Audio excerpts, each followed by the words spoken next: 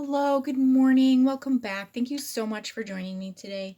So, I had already recorded this video, at least I thought I did, and I realized I only got like 3 seconds because of this app I had installed. So, anyway, I tried to maybe just go off my old drawing and whatever. So, I'm going to try and start this over. Hopefully, the explanation is just as good as when I was just talking to myself. So there's been an energy this week which has been a little bit odd. I know a lot of people have been talking about this kind of masculine energy that has come in. It's a lot of anger, a lot of upset towards the individual we may have identified as our divine masculine. And this would be kind of, after we've already had that connection with them and then the separation and then kind of starting to go back and think about a lot of things that transpired and perhaps our anger and frustration at the situation or them, right? It's this energy that's directed at them, but I feel this is misguided or misplaced anger. So one of the things when I woke up this morning, I was like, wow, I'm really feeling, and I know this is just in the collective energies because I'm like, well, there's no reason for me to be feeling this way. And it was almost like I could feel myself tapping into this. So there's this grief in the heart, right? But to me, what this feels like now, and I don't remember experiencing postpartum depression, but to me, this is what I hear anyway, is this phrase postpartum depression. And what is that? So if we start to think about what that is, it's like as a woman, when you carry a child in your womb, you develop this energetic connection with it, right? Like this is in your belly. You can feel the energy, you can feel the growth, you can feel when it kicks, you can feel the heartbeat, this kind of thing. There's this bond that is created, except this is the weird thing though, like, yes, of course, we bond with this being that is growing within us, right? But there is something strange about, because this is in, yes, there is the physical, the energetic connection, but there's also a connection through the mind that starts to develop. Sorry, it looks like my camera was just shaking. I don't know if it was or not, but within the mind, okay, so how do I say this? Of course, we know everything here. There's programming inserted, right? There's distortion inserted into everything that is natural or that should be natural and organic. And the same goes for our connection with, I'm going to speak very generally here. The same goes for our connection with our children. When we, and what is this with the kids, right? This is creation at its purest. This is our purest kind of example or version that we have of creation in life. This very innocent, right? Kind of suddenly we have this thing within us and we are responsible for taking care of it and providing the space and loving it into being, really. But there's this other kind of strange thing that is going on, because the natural connection would be that we are, so let's say this is source, the mind of source, right? Our source connection into our like mental mind here, right? Like if we were coming from a pure organic place, we would understand that we are just a vessel for this being here. This is not, I think, and this is not to like knock parents or anything or mothers, like it's a very challenging job. But I do feel there is a lot going on where parents often feel like they have the answers. And here, okay, so this is like representing, ooh, I need more markers. How do I show this?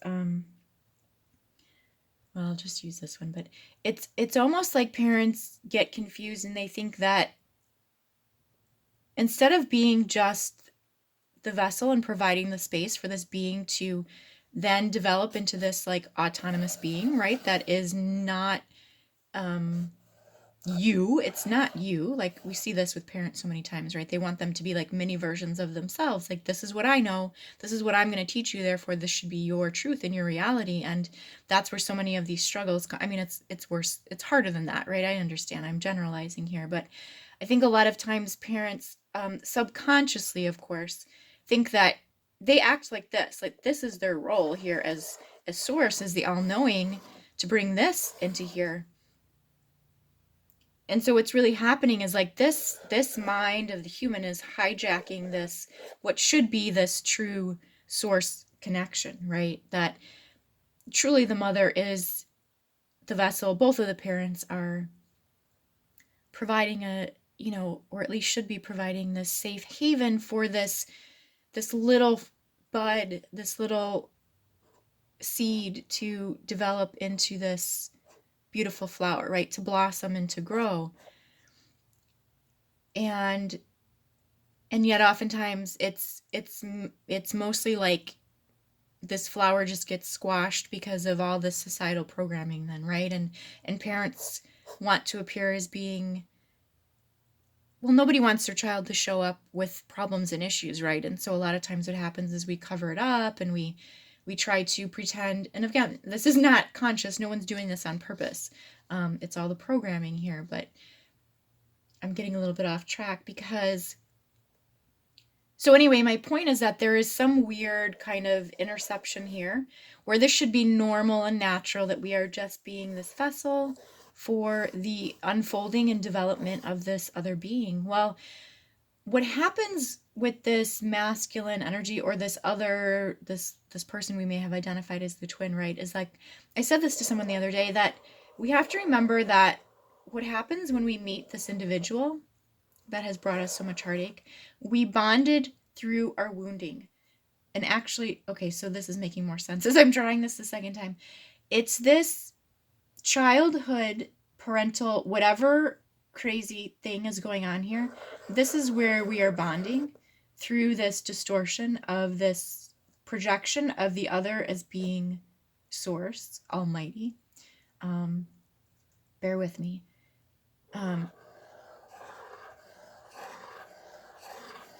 So again, this is like the heart space. This is this womb, what I would also call like the solar gate, right? This is our entrance into the earthly realm that we have to pass through. And by default, where we pick up so much garbage and programming as well.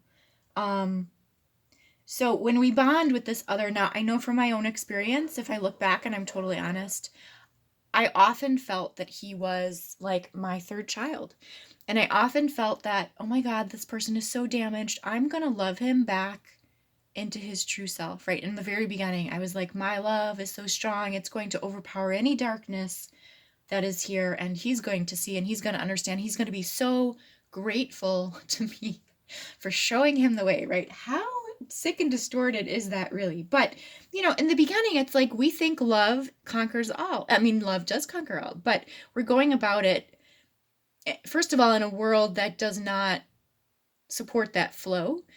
There's a lot of insertion. There's a lot of crap in the way of allowing that kind of purity of being. And then, of course, on the other hand, it's about each individual coming into their own source alignment and the knowledge and the understanding and the feeling and the belief of that, right? We have to really, and that's the embodiment when we truly understand and believe in this connection. So this is really what we're this garbage, right, that we're feeling right now, this, and what is feeling like is trying to happen to me is this separating out from this damaged womb inception kind of energy, whatever this program is, that the human is the savior, that the human will fix this, that the human knows the right way, right? In all levels, like with our children and these masculine energies, or the twin, or the person we've identified as this other. So there is this sense where I started out, right, was this sense of grief that I was having, this grief which feels like a loss, and this postpartum after we give birth, right? So there's something that's been incubating within the body for 9+ months, and now it's no longer a part of our system, right? But we have unconsciously, incorrectly identified this as being an extension of us, a part of who we are. Now, of course, it's a physical extension of us, right? In many respects, but energetically, it is its own individual autonomous being. And I think that, this is easy to say. Of course, we know it's difficult and challenging because of the programming that's out there. But I think this is one of the biggest reasons there's so much pain and trauma with our children, is because at some level we understand, right, that they are these beautiful energetic beings that can do anything that they want, and yet we want them to survive in this crazy world. So we start telling them things like, you need to, be organized and disciplined. You need to, get a job, get a career, get your life on track, blah blah blah blah blah, follow all these rules so that you can survive here, right? So you can support yourself, even though inside our hearts are crying and we're saying, oh God, this is the worst way. Like, I hate saying these things to my kids when they come and they're so excited about this and that. It's like, okay, yes, that's wonderful, but let's be realistic, right? My heart is just like, how do I bridge these two realities, right? This look at, it's fascinating when I draw the things. I'm like, look at this. This is like this 3D physical, like programmed reality. And then this is like this true source part of us, this being that just wants to express itself out here in the physical realm. And yet, what have we done? We box this part in. So when we connect with this other, right, it's a version of it's a version of birth. Okay. And this is where I'm going to go, and I'm going to I'm going to explain this more.